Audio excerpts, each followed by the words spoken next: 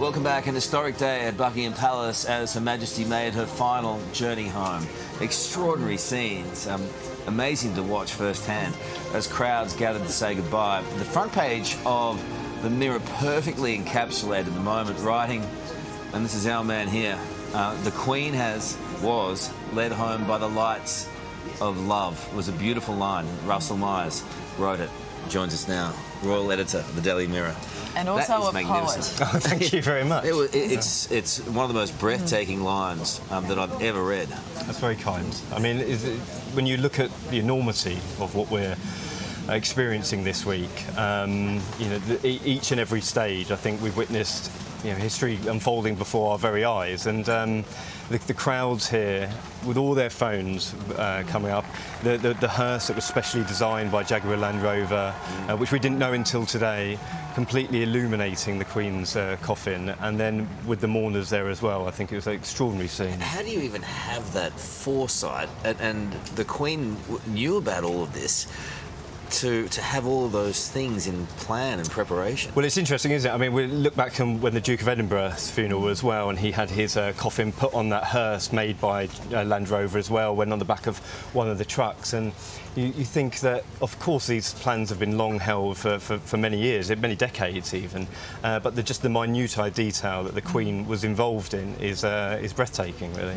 You talked about the enormity of the moment. What about, in your role as Royal Editor for a major newspaper, the enormity you feel to do the coverage justice? It's exactly right. I mean, it's something that keeps you up at night sometimes. I mean, we've had an extraordinarily busy time within the royal landscape. I mean, just this year you've had scandal, infighting. I mean, the Queen has had to deal with all of that and held herself in such good measure. And I think when we were here for the Platinum Jubilee, and you saw the crowds and an outpouring of emotion, similar to what we're seeing now, but in a jubilant sense, it really gave a sense of purpose to really try and do it justice. But you have to also, I mean, you work in a paper, and I think people understand across Australia, a newspaper has to go to print at some point. Things are moving so quickly, but for you to write that for me, an eternal line about what we saw this evening,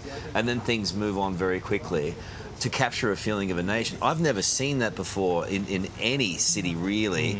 When someone has passed away, the extraordinary showing of emotion, of support that came from everywhere, all the way out to the RAF base.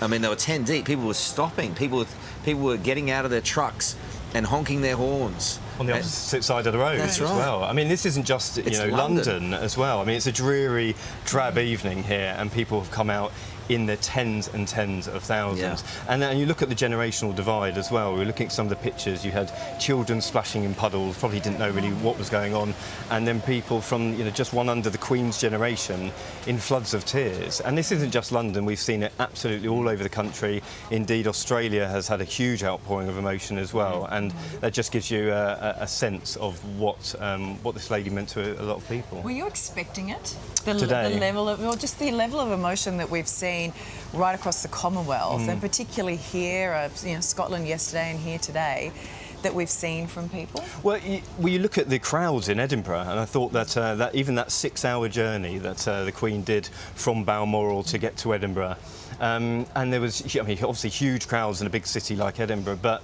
it was almost like the solitary person who had just come out with their dog to stand in silence and pay their respects.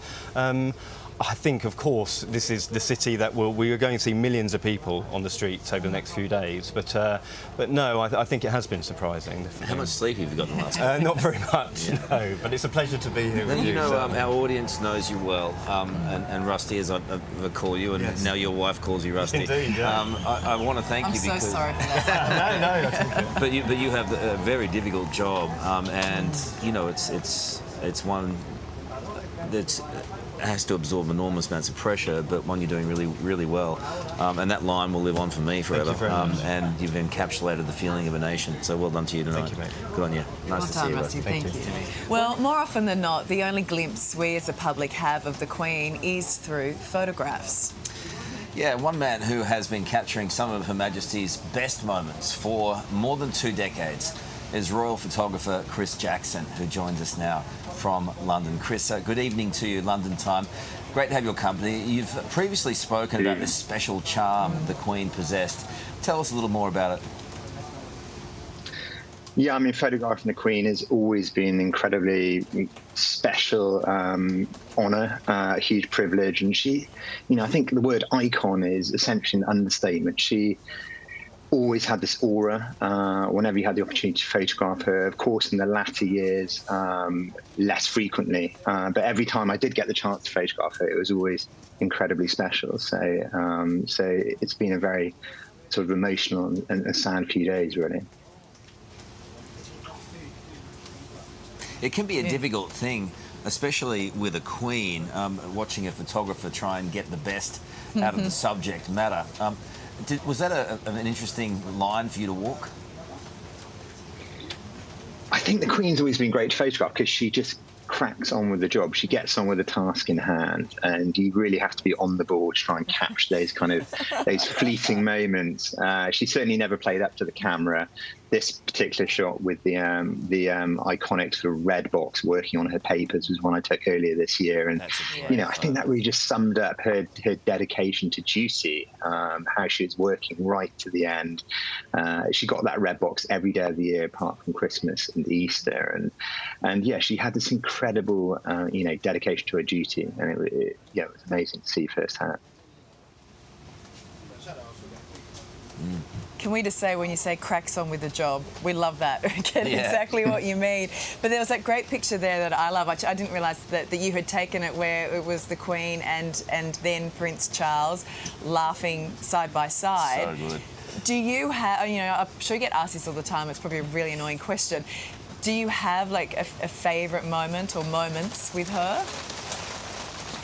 Good question. It's always difficult to choose. I mean, that particular photo taken at the Highland Games, the Queen obviously sadly couldn't attend this year. It was the Prince of Wales and the Duchess of Cornwall, as they were then, and the Princess Royal. But it was always one of her favourite events of the year, as you can see in this photograph, really enjoying it.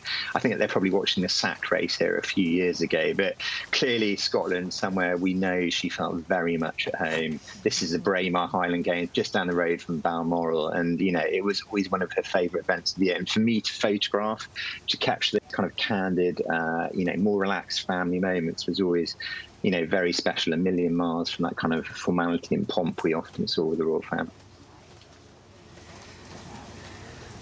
Do you know, there's always, in my experience, there's always one person in a photo who's not happy with the photo, and just that photo in Sandringham, the lady over the Queen's right shoulder is probably the only person in that photo who may not be so happy with it.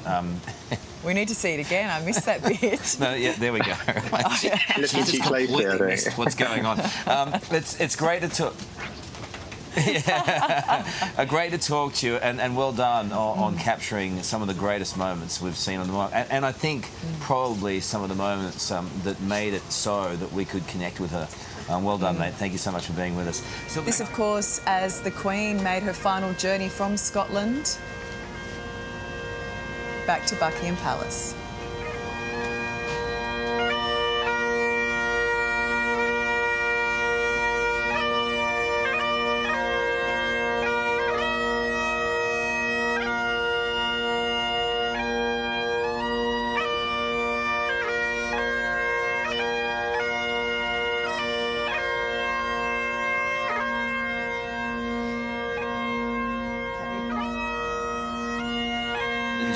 This afternoon, and there's a little piece of Scotland in London town tonight that followed her home, and it was emotional to watch it, but to watch it with the bagpipes.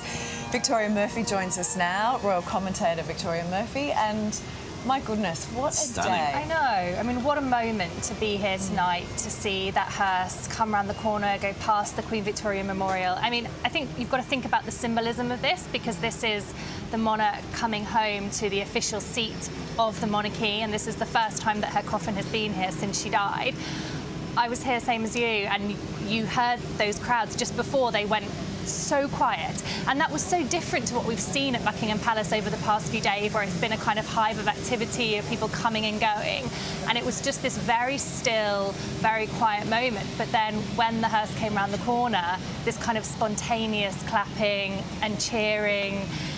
And it was just amazing to see that sort of people were clearly just acting spontaneously on how they felt. It wasn't her home in the last few years of her life, obviously, but it's the place where everyone comes, and it's such a central part of the royal family's life, and it's the pilgrimage most people make, and so many made that pilgrimage tonight and will do over the coming days. She then moved inside where she had family waiting, what's been so public, a moment for privacy. Exactly, and we saw some of the family members arriving, but we didn't see anything of them meeting the coffin, and they were there to greet the coffin this evening. I think worth mentioning as well, of course, the Union Jack flag has been flying at half-mast over Buckingham Palace as a sign that we're now in mourning, but the King was here this evening, so the Royal Standard, his flag, flying at full-mast. It never flies at half-mast because when one sovereign dies, there's always another sovereign. So that kind of symbolism of continuity we saw tonight as well. The family waiting, children, grandchildren and their partners, and also quite significantly, I think, Princess Margaret's children were there as well. So again, emphasising the Queen had a very close relationship with her mother and her sister, and they were represented through Margaret's children this evening. Do you think, because we have seen so much of the coffin and of the journey from Scotland back here to Buckingham Palace, that this is actually the first time the likes of the Princess of Wales and some of her other grandchildren have actually had the chance to be alone with the coffin to say their farewells? It's a pretty poignant moment. A very poignant moment, and a real family moment for them this evening. As you say, Princess of Wales, she didn't travel up to Scotland, she stayed here with her children. Other family members didn't get to travel up to Balmoral as well. So this is kind of the real immediate family being together ahead of many more public moments over the next week. Let's talk about that. I mean, I'm sure they're very grateful for those moments they're having right now, given what is going to transpire when she's moved, when she leaves Buckingham Palace tomorrow, all the way up the Mall. It'll be lined with so many people.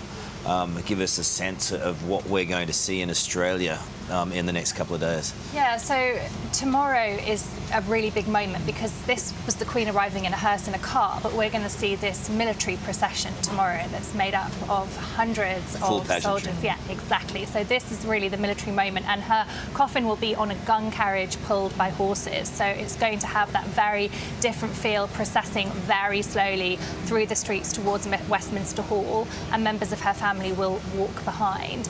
And then there will be a short service at Westminster Hall, and then the next few days, I think, will be kind of characterised by the public again, because this is her lying in state, and it's going to go back to the public queuing up, having the opportunity to file past her coffin for the next few days. And then on to Westminster, on to Windsor, and then she'll be laid to rest with her mother and father and Prince Philip. So she'll lie in state until the morning of the funeral on Monday, the state funeral, Westminster Abbey, and then she will be driven to Windsor, where she will be, as you say, laid to rest. And there's something quite lovely about that, her and Prince Philip being back together again. Yeah, really lovely. Something awesome about Princess Anne as well. She's just never lost her. She's never left her side. She's just committed. The statement from her today was really exceptional in its wording and depth of feeling. Totally. I mean, she's always been, an unsung hero of the royal family, but it feels like she has emerged as the star of the last few days, as you say, never leaving her mother's side, releasing that really poignant statement this evening. Really good to talk to you. It's going to be a very busy couple of days, and it's certainly amped up this afternoon and this evening. It was spectacular to watch when that C-17 came in, and just the crowds all the way from the RAF base. Well, yeah, I mean, all the people here knew that they were going to see her, but all those people on the route, many of them were just going about their day and suddenly realised that this is It's about to happen. Yes, exactly, yeah. Trucks pulled over, people got out of their cars. I mean, it was something I've never seen before. Yeah. It's beautiful and a sure sign of things to come. But that image when she left Scotland too on the C-17 was just spectacular and beautiful. That's the last time, obviously. Into the sunset. Yeah. Very, very powerful. Thank you. Lovely to talk to you, Victoria. Talk to you soon. We'll talk to you in a couple of hours' time. Appreciate it. G'day, it's Ali. And Karl. Thanks for watching the Today YouTube channel. Subscribe now for brand new videos every day and exclusive bonus clips. Ali, say please. Please? Why? Please? I don't know.